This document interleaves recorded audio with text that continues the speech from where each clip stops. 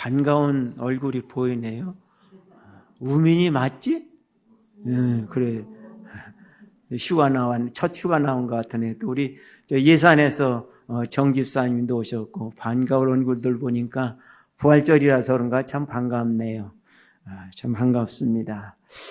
매년마다 다가오는 이 부활주일, 해마다 날짜가 다르지요. 그래서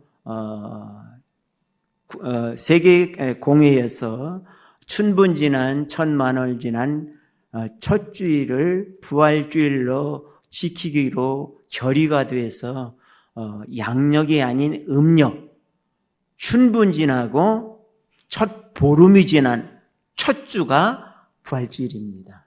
그래서 오늘이 바로 부활주일이에요. 예년보다 좀 한두 주간 늦지요. 그래서 여러분들이 누군가 왜 부활주일이 왔다 갔다 하냐, 사꾸라 아니냐, 그래서 사꾸라 아니다, 이렇게 얘기하시면 됩니다.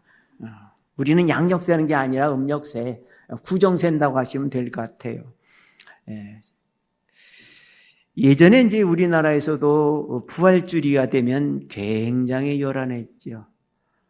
지금이야 그 광장이 축소됐지만 여의도의 5.16 광장 어마어마하게 컸죠. 그 여의도 5.16 광장에서 촛불 예배를 드리는 그때 참 장관이었습니다. 부천에 사는 사람들은 부천에 모이고 지역마다 이렇게 모여서 촛불 예배를 드렸습니다. 제가 여기 부천에 와서도 그렇게 가지는 못했으나 교회에서도 촛불 예배를 드린 기억이 납니다. 세월이 지나면서 그런 것이 많이 약식화되어 갔는데, 우리 믿음의 성도들이 정말 예수님의 부활을 얼마만큼 그냥 머리로 이해하고 지나가는 것인지, 아니면 마음으로 받아들이고 감사하며 영광 돌리는지를 이 시간 다시 한번 생각하는 시간 갖기를 원합니다. 그래서 이 시간 말씀의 제목을 내가 너에게 전한 복음이란 제목을 가지고 말씀을 드리도록 하겠습니다. 바울 사도가 고린도 교회에게 복음을 전했고 떠나가면서 2번이나 고린도 교회에게 편지를 전했습니다. 첫 번째 문제가 됐던 것은 무엇이냐라고 하면, 고린도 교회가 아주 도시교회이다 보니까, 또한 항구 도시다 보니까 물질이 굉장히 풍부했습니다. 물질이 풍부하고 외국 사람들이 많이 드러나고 왕래하다 보니까 헬라 사상이 팽배됐습니다. 그 헬라 사상이 교회까지 들어와서 어떤 사상이 돌았느냐라고 하면, 헬라 사상에는 부활 그거 믿을 수 있는 거야? 여러분 어떻습니까? 부활 믿을 수 있는 겁니까? 네. 믿을 수 있는 거예요? 참, 그래서 여러분은 쉽게 그냥 옆에 사람도 보고 그러니까, 저도 보고 그러니까 그렇게 대답할 수도 있을 것입니다. 그러나 사회적인 현상으로 부활을 믿는다는 것은 그렇게 쉽지 않았다는 거죠. 사상이 이렇게 무서운 것이에요. 헬라 사상이 와가지고 교회에 침투해 들어가다 보니까 교회에 부활이 없다라는 것이 자연스럽게 받아들이게 됩니다. 쉽게 말하면 요즘 학생들에게 창조론이 맞느냐, 진화론이 맞느냐, 수능고사에서 나왔습니다. 내 자녀가 독실한 크리스찬입니다. 어떤 게 정답입니까? 창조론이 정답입니까? 창조론이 정답이라고 그러면요, 수능고사에서 낙제받아요. 진화론이라고 그래야 돼요. 자, 이런 것이에요.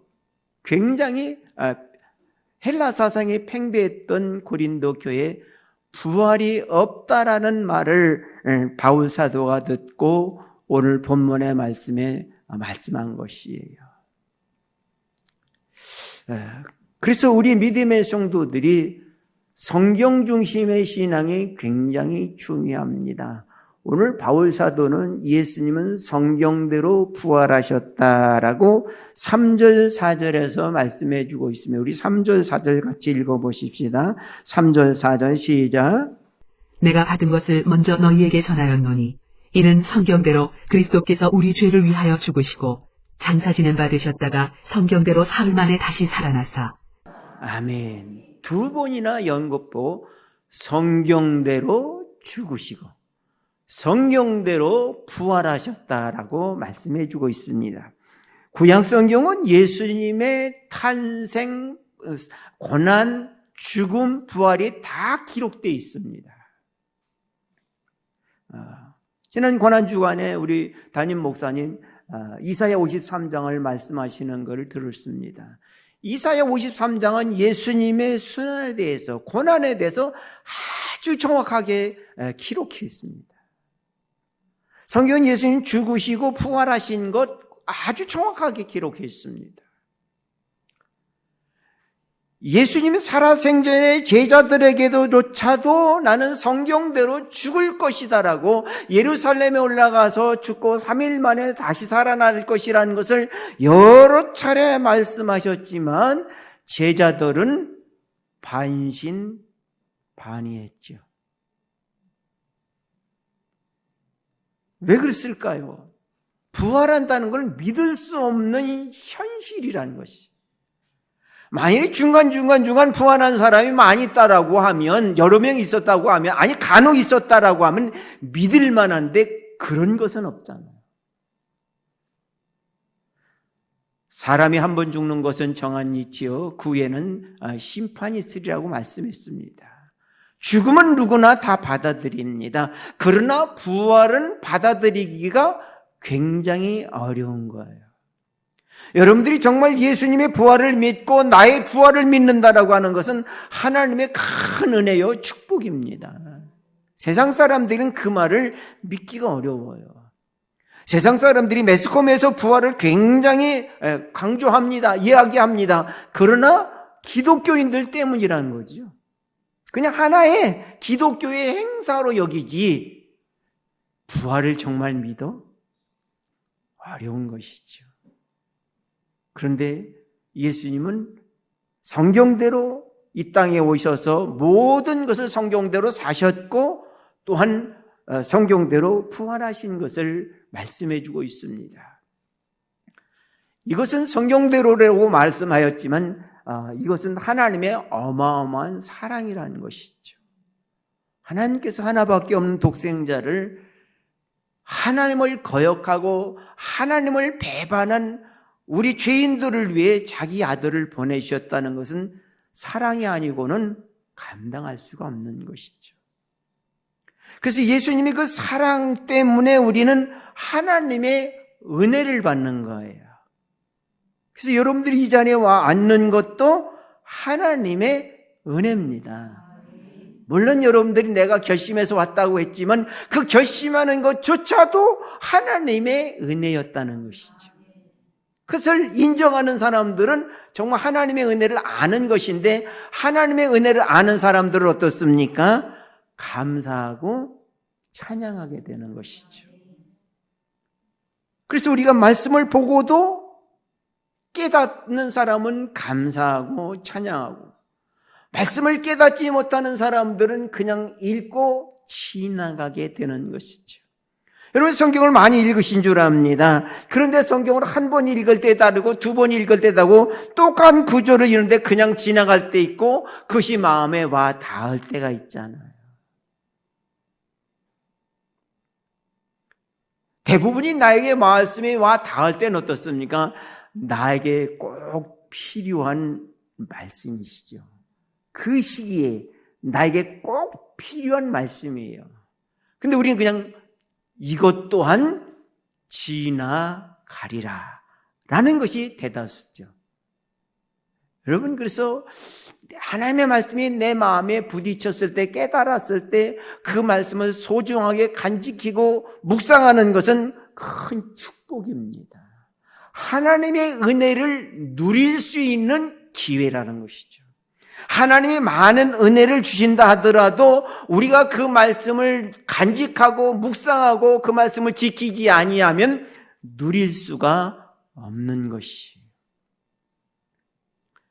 그래서 그 누리는 것을 뭐라고 말씀해 주고 있습니까? 야고보 기자는 행함이 없는 믿음은 죽은 믿음이다라고 고백했어요. 왜 그랬을까요? 하나님이 주신 것을 누려야 되는데 누리지 못하니까 어땠어요? 행함이 없는 거예요. 여러분, 자녀들을 낳고 키웠습니다. 자녀들이 장성해서 부모님에게 효로를 하면 굉장히 뿌듯하잖아요. 그렇잖아요. 그런데 어떻습니까? 우리가 하나님께서 자기 하나밖에 없는 독생자를 우리를 위해 주셨는데 우리가 그 은혜를 감사하면서 하나님께 감사하며 찬양할 때 하나님이 우리에게 주시는 복이 있다는 것이죠. 그 복을 누리는 사람.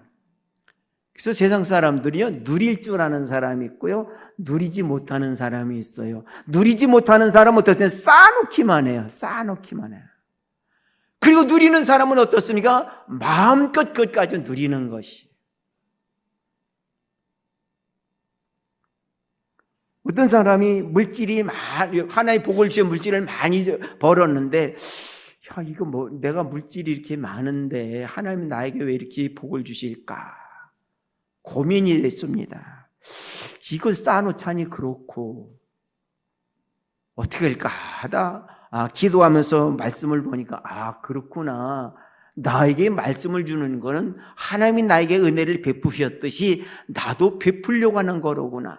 그걸 깨닫네. 베푸르니까 모을 때보다 베푸는 게 더 기쁘더라는 거예요. 그렇지요? 여러분, 모을 때는 그냥 아등바등 하는데 베풀 때는 쑥쑥 나가지요. 그런데 쑥쑥 나가는데 어떻습니까? 마음은 굉장히 뿌듯하죠. 우리의 물질을 열심히 벌어서 나눌 때 뿌듯한 거와 마찬가지로 하나님이 주신 은혜를 나눌 때도 마찬가지예요. 그 나눌 때 나타나는 현상이 뭐냐? 감사예요. 찬양하는 것이. 그래서 범사에 감사하라. 왜 범사에 감사를 많이 누리라는 것이에요. 그래서 우리 성도들은요, 하나님의 은혜를 누렸으면 좋겠어요. 적으면 적은 대로, 많으면 많은 대로 그냥 누리는 게 얼마나 좋아요. 그 세상 사람들에게 비록 가진 것은 적고 주어진 본분은 작다 할지라도 누리는 거, 세상 사람들이 부러워하는 거예요. 참 부럽다. 저 사람은 왜 저렇게 잘 누릴 줄 알지? 그래서 우리는 누릴 줄 아는 것이 큰 축복입니다. 그래서 우리들이 누리기 위해서는 어떻습니까? 예수님이 이 땅에 성경대로 오셨고, 성경대로 사셨고, 성경대로 죽으셨고, 성경대로 부활하셨습니다. 그럼 우리는 어떻습니까? 누릴 수 있는 길이 성경대로 살려고 노력하는 것이죠. 그래서 우리가 말씀을 깨닫는 건 뭡니까? 누릴 수 있는 기회가 주어졌다는 거죠. 어떤 사람들은 그런 말을 해요. 나는 기회가 없다. 기회가 없을까요? 아니죠. 누구에게나 기회는 있어요. 우리 성도들에게도 마찬가지예요. 우리 성도들은 무엇입니까? 말씀을 듣잖아요. 말씀을 보잖아요. 또 기도하잖아요. 그럴 때 어떻습니까? 우리가 깨우쳐지는 것을 묵상하는 것입니다. 그리고 그 말씀 내가 할 수 있는 것만큼 한번 행해보는 것입니다. 그랬을 때 우리에게 오는 엄청난 후폭풍이 있죠. 그것이 무엇입니까? 하나님의 복이죠. 그래서 이렇게 복이라고 그러고 우리는 통칭해서 은혜라고 하는 것이죠. 그래서 하나님의 은혜를 우리에게 누리는 것이 감사요 찬양이라고 말씀해 주고 있습니다. 예수님이 예언을 성취하셨듯이 우리에게 주어진 예언도 우리는 성취해 나가는 삶이 중요합니다. 이 성취하는 삶을 되기 위해서 오늘 또한 무엇이라고 말씀해 주고 있습니다. 두 번째로는 부활의 증인들이 있다라는 사실을 우리에게 말씀해 주고 있습니다. 5절 6절 말씀 읽어보십시다. 5절 6절 시작. 게바에게 보이시고 후에 12제자에게와 그 후에 500여 형제에게 일시에 보이셨나니 그 중에 지금까지 대다수는 살아있고 어떤 사람은 잠들었으며. 아멘. 부활의 증인들이 있다는 것이죠. 예수님의 제자는 당연하다고 하지만 500의 형제, 거기에 남자와 여자와 어린아이들을 다음 세대들을 뺐으니까 남자만 500의 형제니까 약 한 1,500명 정도, 아니면 많으면 2,000명 정도가 예수님의 승천하시는 모습을 보았을 것입니다. 부활하신 모습을 본 것이에요. 바울 당시만 해도, 이 고린도 교회 성경을 기록할 당시만 해도 허다한 사람들이 지금까지 그 증인들이 살아서 증인 역할을 하고 있다는 것이죠. 우리에게는 부활의 증인이 있어야 하는 것이에요. 지금 예수님이 이 땅에 오셔서 가신 지가 2000년이 지났지만 우리 이 땅에 예수님의 부활을 증거하는 증인들이 있어야 되는 것이죠. 그래서 우리 믿음의 성도들이 증인되기 위해서 어떻습니까? 예수님의 부활에 동참하는 자가 되어야 된다는 것이죠. 8절 말씀 같이 읽어보십시다. 8절 말씀 시작. 맨 나중에 망각되지 못하여 난 자 같은 내게도 보이셨느니라. 아멘. 사도들이 복음을 증거하는 시대에 다메섹에 예수님 믿는 사람을 잡으러 가던 사울에게조차도 부활의 예수님이 나타나셔서 부활의 증인되라고 말씀하셨죠. 하나님이 아나니아에게 아나니아야, 사울이라는 청년이 아무개네 집에 있다. 거 가서 기도해 주어라. 그때 아나니아가 뭐라고 말합니까? 하나님, 예수님, 그 친구는 믿는 사람들 잡아 감옥에 가두고 여기서도 다메섹에도 믿는 사람들을 잡아 가려고 온 사람 아닙니까? 어떻게 그런 사람을 위해 기도해 줍니까? 하나님 앞에 예수님에게 반문하잖아요. 그때 예수님이 아나니아가 한 말씀이 있습니다. 그 청년이 나를 위해서 얼마나 많은 핍박을 받을는지 내가 아느냐. 그 말씀을 더 자세하게 말하면 나를 위해서 복음을 얼마나 많이 증거했는지 아느냐. 이 사울이라는 청년은 가말리아의 문화입니다. 가말리아는 이 유대의 2대 두 사람이 유명한 사람인데 그 중에 한 사람이 가말리엘입니다. 그 율법학자의 가말리아의 수하의 수제자가 바로 사울이란 청년이었습니다. 그래서 부활하신 예수님을 만난 연후에 어떻습니까? 바울이 얼마나 많은 복음을 전했습니까? 그래서 유대인들도 율법학자들조차도 복음을 변론해 나갈 때 바울을 당할 재간이 없어요. 헬라 철학자들조차도 바울과 변론을 하면 당할 수가 없었습니다. 유명한 변론가였죠. 왜? 학식이 많으니까.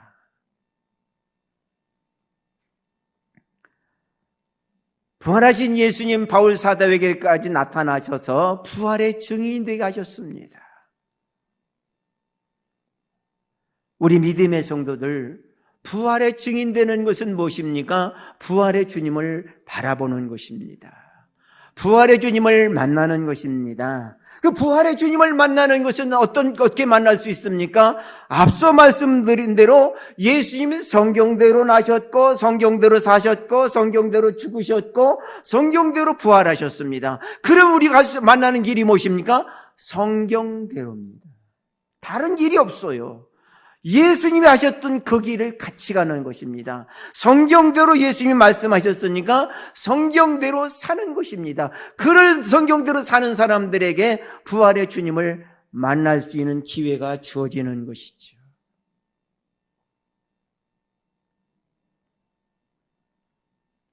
주님을 뵙고 싶은 사람들이 많이 있는 줄 압니다. 주님을 만나는 길이 바로 성경대로 사는 길입니다. 성경대로 믿는 것입니다. 예수님의 제자였던 베드로조차도 예수님의 말씀을 액면 그대로 믿지 못해서 예수님을 3번씩이나 부인하는 천국을 벌인 것이죠. 그런데 부활하신 예수님을 만난 연예는 어떻습니까? 죽음조차도 두려워하지 않았어요. 부활의 주님을 만나기 전에 육신의 예수님만 봤을 때는 예수님을 부인했지만 부활하신 예수님을 만난 연후에는 죽음이 두렵지 않았어요. 이렇게 달라지는 것이죠. 부활의 주님을 만나는 사람은 죽음이 두렵지 않아요. 세상에 부럽지 않아요. 오직 하나님께만 영광 돌리는 것이에요. 그래서 우리 부활의 주님을 만날 수 있는 유일한 길이 성경대로 사는 길이라는 것이죠. 그래서 우리 믿음의 성도들이 말씀을 들을 때 여러분 마음에 담아지는 것, 깨달아지는 것, 새겨지는 것, 그 말씀대로 살아가려고, 성경대로 살아보려고 애쓰는 것, 노력하는 것, 그때 성령님이 역사하시는 것이, 우린 성령님 역사해 주옵소서라고 성령님이 도깨비 방망인 줄 아는데 그렇지는 않다는 것이죠. 말씀대로 순종하려고 애쓸 때 성령님이 도와주시는 것이. 그래서 여러분들이 문제를 놓고 간절히 기도할 때, 정말 간절히 기도할 때 어떻습니까? 마음의 위로를 받잖아요. 마음의 평안함을 얻잖아요.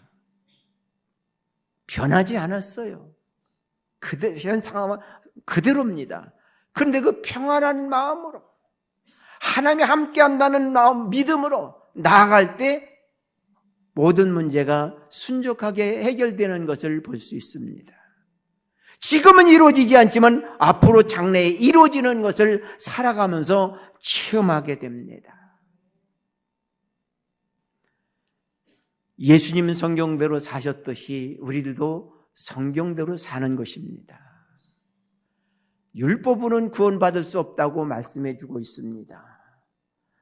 그런데 율법으로 구원받을 수 있습니다. 왜? 예수님이 율법대로 사셨어요. 율법의 완성자예요.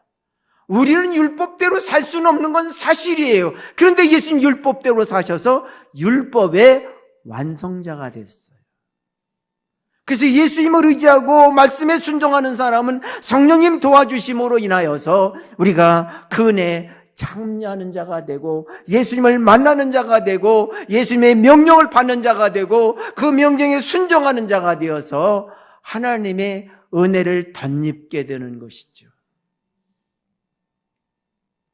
그래서 예수님께서 우리를 위해 십자가에 죽으신 그 사실, 예수님 우리를 위해 부활하신 그 사실을 믿음으로 말미암아 우리들이 부활의 증인되는 삶을 살 수가 있는 것입니다. 바울은 부활의 증인의 삶을 이렇게 고백하고 있습니다. 9절과 10절 말씀 읽어보십시다. 9절 10절 시작. 나는 사도 중에 가장 작은 자라. 나는 하나님의 교회를 박해하였으므로 사도라 칭함받기를 감당하지 못할 자니라. 그러나 내가 나 된 것은 하나님의 은혜로 된 것이니 내게 주신 그의 은혜가 헛되지 아니하여 내가 모든 사도보다 더 많이 수고하였으나 내가 한 것이 아니요 오직 나와 함께 하신 하나님의 은혜로라. 아멘. 바울은 하나님의 말씀에 순종할 때 나타난 것이 무엇이냐? 회개하는 것이죠. 9절 말씀에 나는 사도 중에 가장 작은 자라. 나는 하나님의 교회를 박해하였으므로 사도라 칭함받기를 감당하지 못할 자니라. 철저한 회개하는 모습을 봅니다. 자신은 하나님의 교회를 핍박한 핍박자라고 고백했고, 더 나아가 바울은 나는 죄인 중에 죄인 괴수라고 고백할 정도로 철저한 회개를 했습니다. 회개는 무엇입니까? 날 보는 것이죠. 우린 내가 보이지 않습니다. 내가 보이지 않으니까 자랑이 나오는 것이. 내가 보이면 자랑할 수 없죠. 내가 보이면 어떻습니까? 부족한 것 투성이잖아요. 흠투성이잖아요.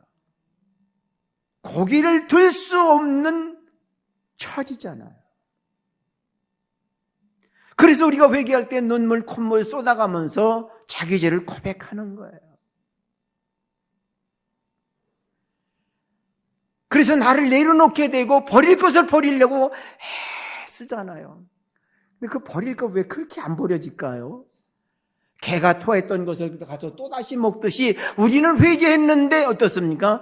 또다시 하잖아요. 참 버릴 거 안 버려져요.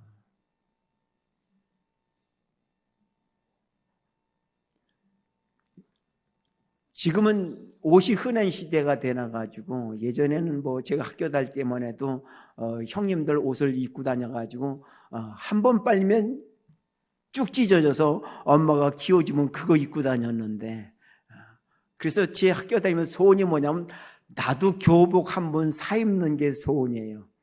언제 사 입었느냐? 고2 때 사 입었어요.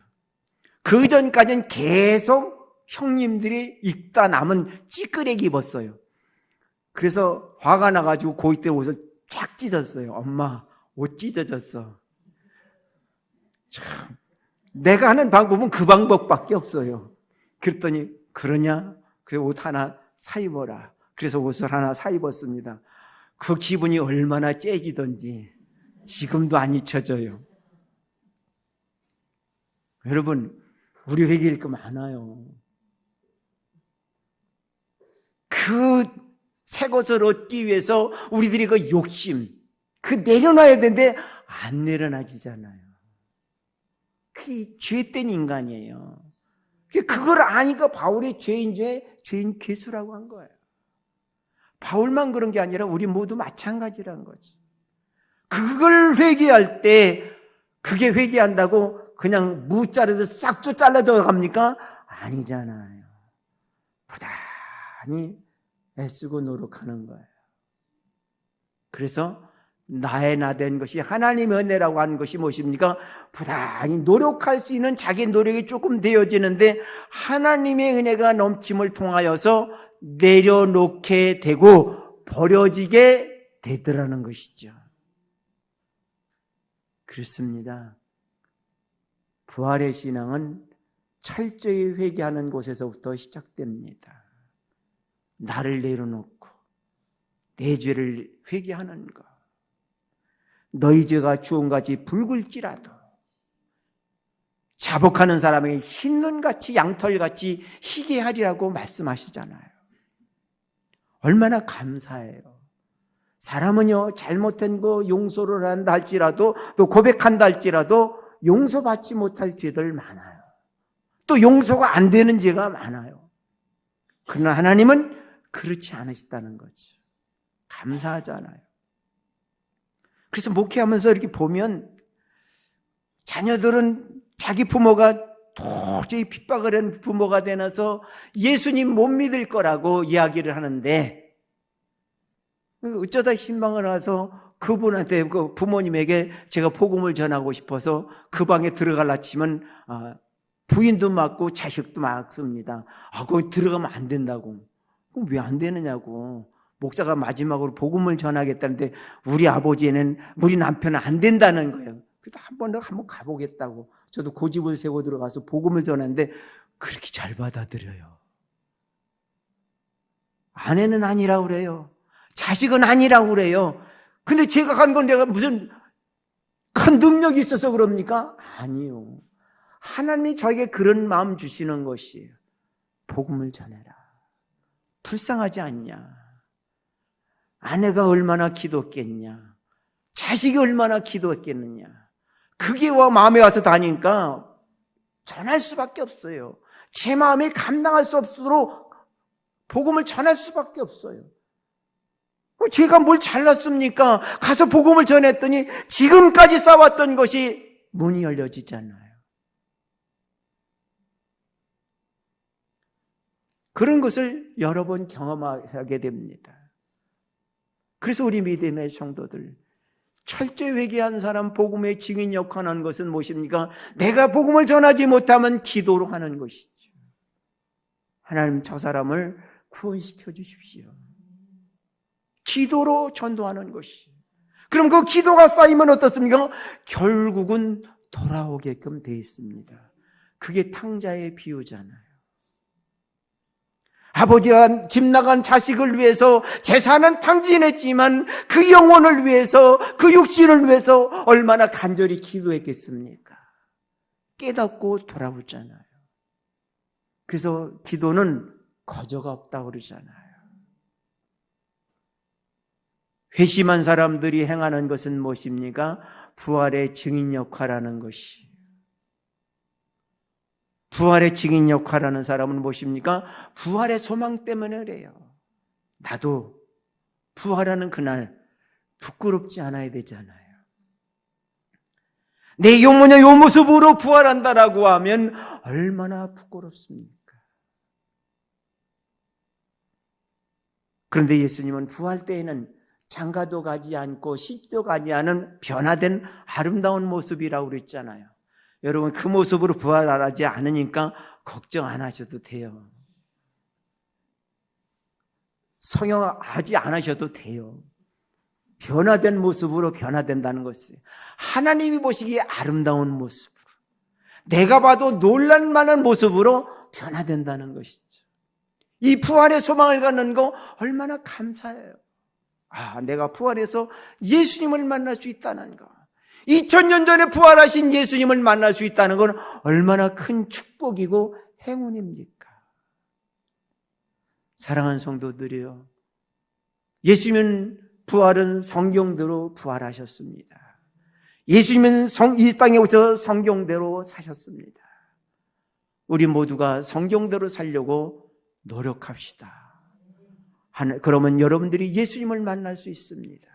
부활하신 예수님을 만나면 여러분들이 회개하고 부활의 증인 역할을 감당하며 부활의 소망을 가지고 이 세상의 소망을 두지 않냐고 하나님의 나라를 소망하고 살아가는 믿음의 성도들 되어지기를 주의 이름으로 축원합니다.